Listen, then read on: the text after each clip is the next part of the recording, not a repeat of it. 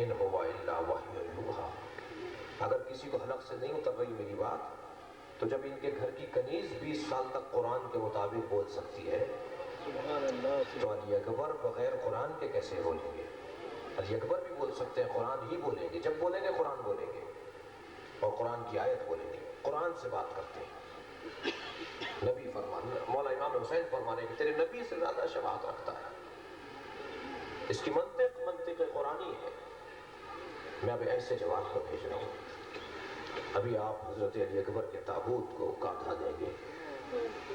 جب تابوت کی زیارت کریں نا تو ذہن میں رہے کہ یہ تابوت ایک بوڑھے باپ نے اٹھایا تھا، یہ جنازہ ایک بوڑھے باپ نے اٹھایا تھا۔ اٹھ نہیں رہا تھا امام حسین سے لاشا، کئی مرتبہ زمین پر رکھا، کئی مرتبہ اٹھایا۔ رونے کے لیے تیار ہیں آپ؟ آج 9 محرم ہے حضرت آباد، ابھی آپ کے یہاں سے جلوس نکلے گا اور اپنی منزل تک چلے گا۔ جس نے اہتمام کیا، پولیس رینجرز کے اہلکار، یہ سب اپنی عبادتوں میں اور اپنے ثواب میں اضافہ کر رہے ہیں، خدمت کر رہے ہیں آپ کی۔ ابھی آپ تابوت کی زیارت کریں گے نا، یہ ذہن میں رہے کہ یہ ایک ایسے جوان کا لاشا ہے، شبیہ تابوت ہے حضرت علی اکبر۔ کربلا میں امام حسین 2 مرحلے پر حضرت علی اکبر کا لاشا اٹھایا گیا ہے۔ ایک مرحلہ وہ تھا کہ جب بوڑھا باپ اٹھا رہا تھا اور کئی مرتبہ زمین پر رکھا پھر اٹھایا، اور امام سے لاشا نہیں اٹھ رہا تھا تو بنی ہاشم کے بچوں کو آواز دی، بنی ہاشم کے بچوں آؤ، بوڑھے باپ سے جوان کا لاشا نہیں اٹھتا۔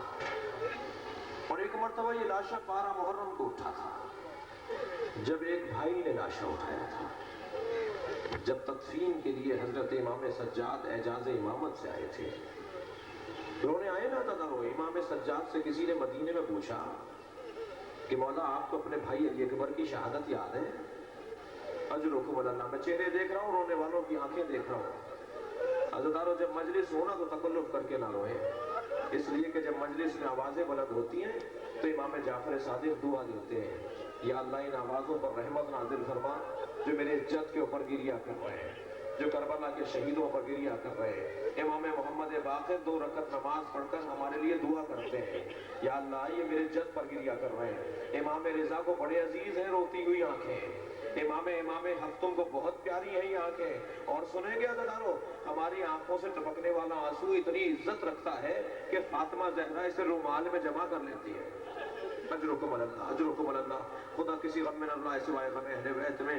کسی نے امام سجاد سے مدینے میں پوچھا تھا، مولا آپ کو اپنے بھائی علی اکبر کی شہادت یاد ہے؟ امام کی آنکھوں میں آنسو آ گئے، فرمایا میں غشی کے عالم میں تھا، مجھے یاد نہیں میرے بھائی علی اکبر کی شہادت کیسے ہوئی، مجھے اتنا یاد ہے کوئی میرے تلووں کا بوسہ لے رہا تھا۔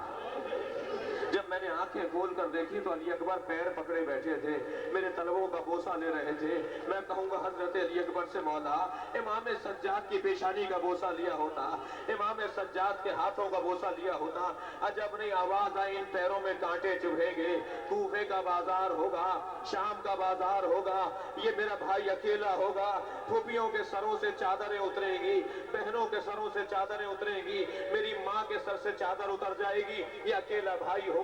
پیروں کا بوسہ لے رہے ہیں جناب علی اکبر اپنے بھائی امام سجاد کے پیروں کا بوسہ لیا۔ ہاں عزیزانو، مدینے میں بعد از واقعہ کربلا جب یہ بیویاں پلٹ کر آ گئیں اور اہل حرم لوٹ کر آ گئے تو ایک دن دروازے پر دستک ہوئی، بہت گریہ ہوگا اس روایت کے اوپر، ایک دن دروازے پر دستک ہوئی، ایک کنیز دروازے پر گئی تو لوٹی تو روتی ہوئی لوٹنے لگی، رو رہی تھی اور لوٹ رہی تھی۔ جناب زینب نے پوچھا تیرے رونے کا سبب کیا ہے؟ کہ بیوی دروازے پر 2 نوجوان کھڑے ہیں، کہتے ہیں ہم سفر پر گئے ہوئے تھے، واپس لوٹے ہیں، علی اکبر سے ملنے کے لیے آئے ہیں، علی اکبر سے ملنے کے لیے آئے ہیں۔ بیوی ان سے جواب نہیں دیا جا رہا، میں انہیں کیا جواب دوں؟ جناب زینب آگے بڑھی، دروازے کے پیچھے کھڑے ہو کر کہا، اے علی اکبر کے دوستو، علی اکبر نے کربلا بسا لی، علی اکبر مدینہ چھوڑ چکا۔ اجرکم اللہ، اجرکم اللہ۔ ایک منزل مصائب اور لیں گے، آپ کی آوازیں بلند ہو گئیں، آمادہ ہے جلوس برآمد ہونے کے لیے، ابھی تابوت کی اب زیارت کریں گے۔ ہاں عزادارو، آ کر کھڑے ہو گئے جناب علی اکبر امام حسین کے سامنے، بابا مجھے مرنے کی اجازت دے دیجئے۔ یہ واحد جوان ہے رونے والوں جسے امام نے خیمے بھیجا ہے۔